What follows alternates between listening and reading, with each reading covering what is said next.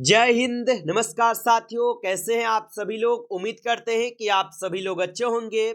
और साथियों, आप सभी लोग की जो तैयारी है बिल्कुल अच्छी तरीके से चल रही होगी।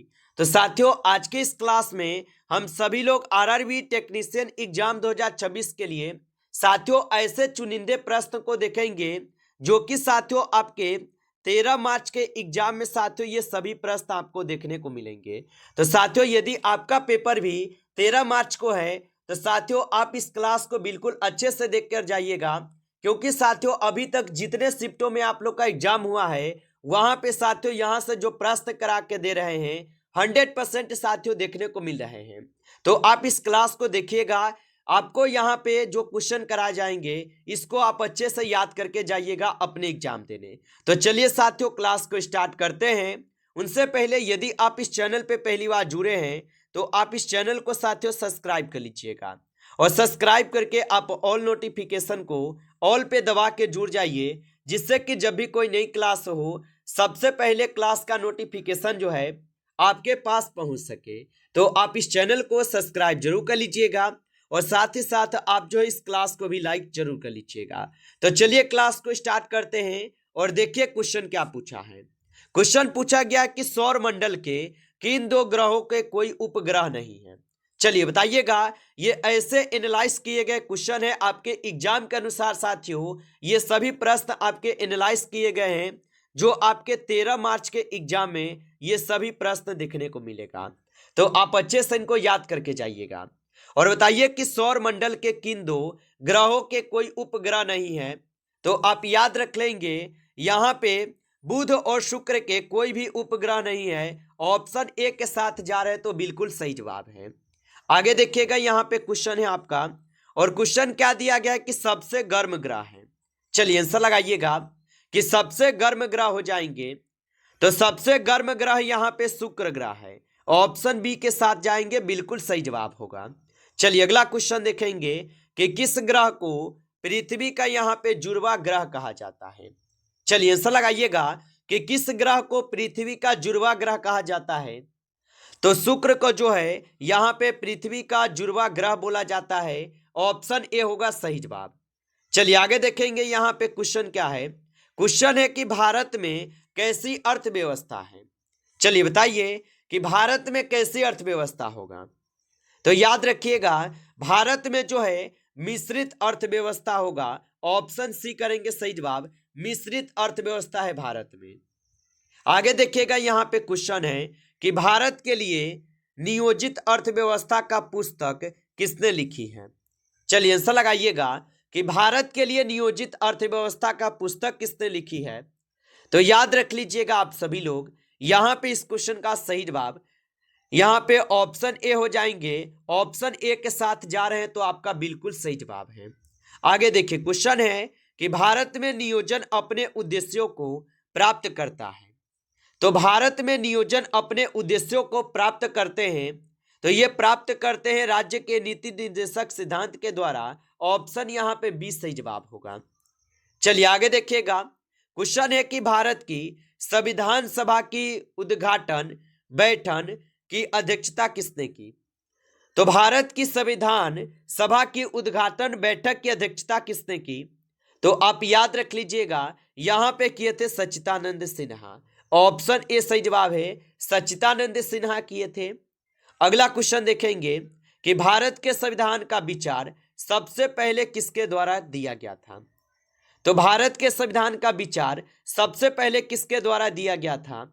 तो ये दिए गए थे आपके एम.एन. रॉय के द्वारा। ऑप्शन डी होगा सही जवाब, एम.एन. रॉय के द्वारा। चलिए अगला क्वेश्चन देखेंगे। क्वेश्चन है कि मनुष्य द्वारा पहली बार किस धातु का उपयोग जो साथियों किया गया था। तो मनुष्य द्वारा पहली बार किस धातु का उपयोग किया गया था। तो याद रखेंगे, सबसे पहले मनुष्य जो है तांबा धातु का उपयोग किया था। ऑप्शन ए यहां पे सही जवाब है। चलिए अगला क्वेश्चन देखेंगे। क्वेश्चन है कि पाषाण युग के लोगों को पास पहला यहां पे पालतू जानवर था। तो पाषाण युग के लोगों के पास जो है पहला पालतू जानवर जो है कुत्ते थे। ऑप्शन यहां पे बी सही जवाब होगा, कुत्ते हो जाएगा। आगे देखिएगा, क्वेश्चन है आपका, और क्वेश्चन है कि सिंधु घाटी सभ्यता किस काल में फली फूली? चलिए आंसर लगाइए कि सिंधु घाटी सभ्यता जो ये किस काल में फली फूली थी? तो याद रख लीजिएगा, सिंधु घाटी सभ्यता जो है 2500 से लेकर 1750 ईसा पूर्व में फैली फूली थी। ऑप्शन सी सही जवाब होगा। आगे देखिएगा क्वेश्चन है, और क्वेश्चन है कि निम्नलिखित में से कौन सा यहाँ पे ब्लॉक पर्वत है? चलिए आंसर लगाइए कि निम्नलिखित में से कौन सा ब्लॉक पर्वत है? तो यहाँ पे ब्लॉक पर्वत जो है यहाँ पे बोसगेस है। ऑप्शन डी कीजिएगा सही जवाब, बोसगेस होगा। चलिए आगे देखिएगा क्वेश्चन यहाँ पे है, और क्वेश्चन है कि पृथ्वी की सतह पर लावा के जमने से बनने वाली चट्टानें हैं। चलिए बताइए, तो पृथ्वी की सतह पर लावा से जमने से बनने वाली चट्टान कौन सी है? तो याद रखेंगे बेसाल्ट चट्टान है।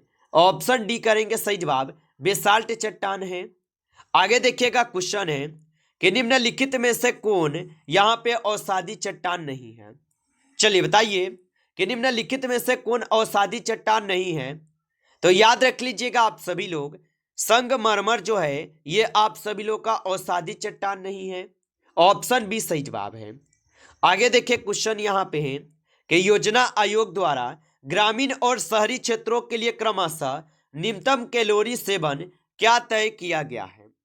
तो योजना आयोग द्वारा ग्रामीण और शहरी क्षेत्रों के लिए क्रमशः न्यूनतम कैलोरी सेवन क्या तय किया गया है? तो आप याद रखेंगे ये 2400 से लेकर 2100 कैलोरी का जो है ना सेवन तय किया गया है। ऑप्शन ए होगा सही जवाब। चलिए आगे देखेंगे क्वेश्चन है कि भारत के एकमात्र राष्ट्रपति जो निर्विरोध चुने गए थे, बताइए। और आप अभी तक इस क्लास को जो है लाइक नहीं किए हैं तो आपसे छोटा सा रिक्वेस्ट करेंगे कि आप इस क्लास को लाइक कर लेंगे। नए जुड़े होंगे इस चैनल पे तो आप इस चैनल को भी सब्सक्राइब करके ऑल नोटिफिकेशन को ऑल पे आप दबा के जुड़ जाइएगा, जिससे कि जब भी कोई नई क्लास हो सबसे पहले क्लास का नोटिफिकेशन आपके पास जो है पहुंच सके। तो आप इस चैनल को सब्सक्राइब जरूर कर लीजिएगा। और बताइए कि भारत के एकमात्र राष्ट्रपति जो निर्विरोध चुने गए थे, तो साथियों ये हो जाएंगे नीलम संजीव रेड्डी। ऑप्शन सी सही जवाब है, नीलम संजीव रेड्डी। आगे देखिएगा क्वेश्चन है कि मंत्रिपरिषद के सदस्यों की नियुक्ति जो है राष्ट्रपति द्वारा की जाती है। तो मंत्रिपरिषद के सदस्यों की नियुक्ति राष्ट्रपति के द्वारा की जाती है। तो ये किए जाते हैं प्रधानमंत्री की सलाह पर। ऑप्शन ए सही जवाब है, प्रधानमंत्री की सलाह पर। आगे देखिएगा क्वेश्चन है कि भारत के उपराष्ट्रपति की स्थिति काफी हद तक निम्नलिखित देशों के उपराष्ट्रपति की स्थिति से मिलती जुलती है। चलिए बताइए, तो भारत के जो उपराष्ट्रपति की स्थिति है ये काफी हद तक निम्नलिखित देशों के उपराष्ट्रपति की स्थिति से मिलती जुलती है। तो आप बताएंगे ये संयुक्त राज्य अमेरिका के उपराष्ट्रपति की स्थिति से मिलती जुलती है। आगे देखेंगे क्वेश्चन यहाँ पे है, और क्वेश्चन क्या है कि उपराष्ट्रपति को उसके कार्यकाल की समाप्ति से पहले उसके पद से हटाने का अधिकार किसके पास है? बताइए, तो उपराष्ट्रपति को उसके कार्यकाल की समाप्ति से पहले उसको पद से हटाने का जो अधिकार होता है ये सिर्फ और सिर्फ संसद को होते हैं। ऑप्शन यहाँ पे सी सही जवाब होगा। अगला क्वेश्चन है कि परमाणु रिएक्टरों में न्यूट्रॉन की गति जो है धीमी हो जाती है। चलिए बताइए, तो परमाणु रिएक्टर में न्यूट्रॉन की गति धीमी हो जाती है, तो ये हो जाते हैं भारी पानी के कारण। ऑप्शन ए सही जवाब है। चलिए आगे देखेंगे क्वेश्चन है कि सबसे शुरुआती तमिल शिलालेखों में किस लिपि का इस्तेमाल जो है किया गया था? तो सबसे शुरुआती तमिल शिलालेखों में किस लिपि का इस्तेमाल किया गया था? तो यहाँ पे किए गए थे आपके ब्राह्मणी लिपि का। ऑप्शन सी सही जवाब है। चलिए अगला क्वेश्चन देखेंगे। क्वेश्चन है कि निम्नलिखित में से कौन सी मिट्टी खेती के लिए जो है बहुत कठिन है? चलिए बताइए, तो निम्नलिखित में से यहाँ पे कौन सी मिट्टी है जो कि खेती के लिए सबसे कठिन होगा?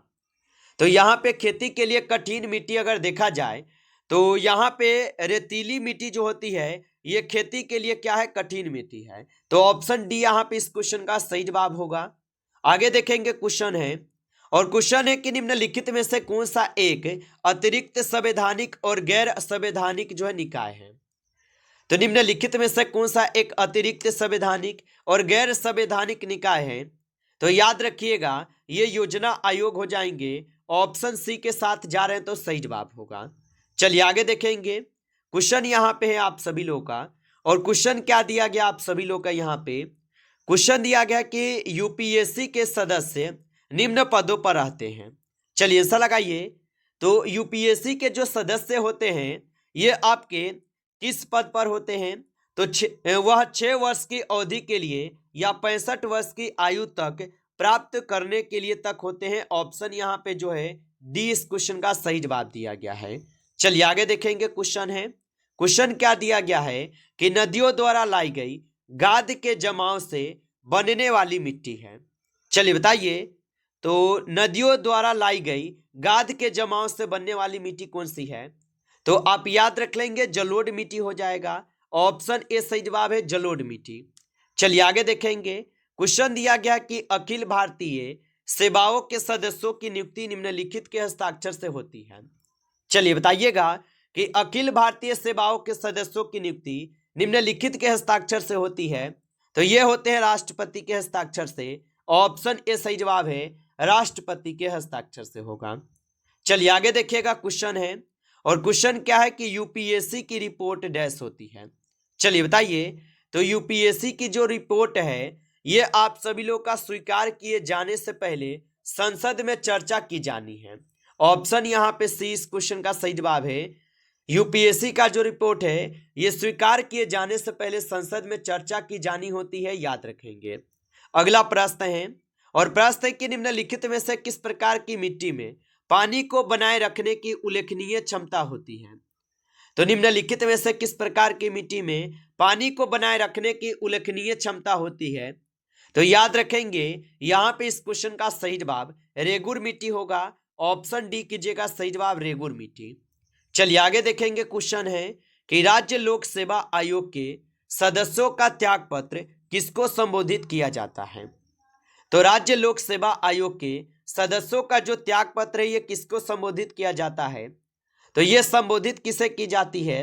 तो याद रखेंगे ये संबोधित किए जाते हैं आप सभी लोगों के राज्यपाल के। ऑप्शन यहाँ पे बी सही जवाब है, राज्यपाल के। अगला क्वेश्चन देखेंगे कि यूपीएससी की संरचना इस प्रकार है। चलिए बताइए, तो यूपीएससी की जो संरचना है ये इस प्रकार के हो जाएंगे।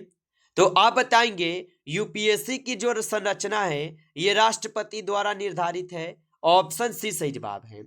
चलिए आगे देखेंगे। क्वेश्चन है कि वित्त आयोग का अध्यक्ष होना चाहिए।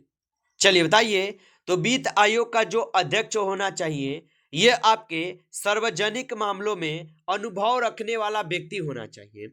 यानी कि ऑप्शन यहाँ पे क्या है, आप सभी लोग का सी इस क्वेश्चन का सही जवाब है। चलिए आगे देखिए। क्वेश्चन है, निम्नलिखित में से कौन सी मिट्टी अनाज की खेती के लिए यहाँ पे सबसे उपयुक्त है। तो निम्नलिखित में से कौन सी मिट्टी अनाज की खेती के लिए सबसे उपयुक्त मानी जाती है। तो आप याद रखेंगे जलोढ़ मिट्टी। ऑप्शन ए सही जवाब है, जलोढ़ मिट्टी होगा। अगला क्वेश्चन देखिएगा कि वित्त आयोग में शामिल है। चलिए बताइए, तो वित्त आयोग में शामिल है। तो वित्त आयोग में जो है यहाँ पे आपके एक अध्यक्ष और 3 अन्य सदस्य शामिल है। ऑप्शन डी कीजिएगा इस क्वेश्चन का सही जवाब। चलिए आगे देखिएगा। क्वेश्चन है कि वित्त आयोग का गठन जो है राष्ट्रपति द्वारा प्रत्येक कितने वर्ष पे होते हैं। तो वित्त आयोग का जो गठन है ये राष्ट्रपति के द्वारा जो है प्रत्येक 5 वर्षों में होते हैं। ऑप्शन सी सही जवाब है। अगला क्वेश्चन है, निम्नलिखित में से कौन सा गलत है। चलिए बताइए, यहाँ पे आपको गलत कौन दिया गया है, आपको इसका चुनाव करना है। तो यहाँ पे अगर गलत की बात करें तो मदद ए मास सुल्तानों द्वारा विद्वानों और संतों को पेंशन है, ये बिल्कुल यहाँ पे आप लोग का गलत बताए गए हैं। ऑप्शन डी कीजिएगा इस क्वेश्चन का सही जवाब। नमस्कार साथियों, इस क्लास में जो है टॉप 35 क्वेश्चन थे जो कि काफी इंपॉर्टेंट थे। साथियों यदि आपको क्लास अच्छा लगा हो तो आप इस क्लास को जरूर लाइक कर लीजिए। नए जुड़े इस चैनल पे तो आप इस चैनल को सब्सक्राइब करके आप ऑल नोटिफिकेशन को ऑल पे दबा के जुड़ जाइए, जिससे कि जब भी कोई नई क्लास हो सबसे पहले क्लास का नोटिफिकेशन जो है आपके पास पहुंच सके। तो आप इस चैनल को सब्सक्राइब कर लीजिए। चलिए फिर मिलते हैं आपसे नेक्स्ट टॉपिक के साथ नेक्स्ट क्लास में। तब तक के लिए जय हिंद, जय भारत।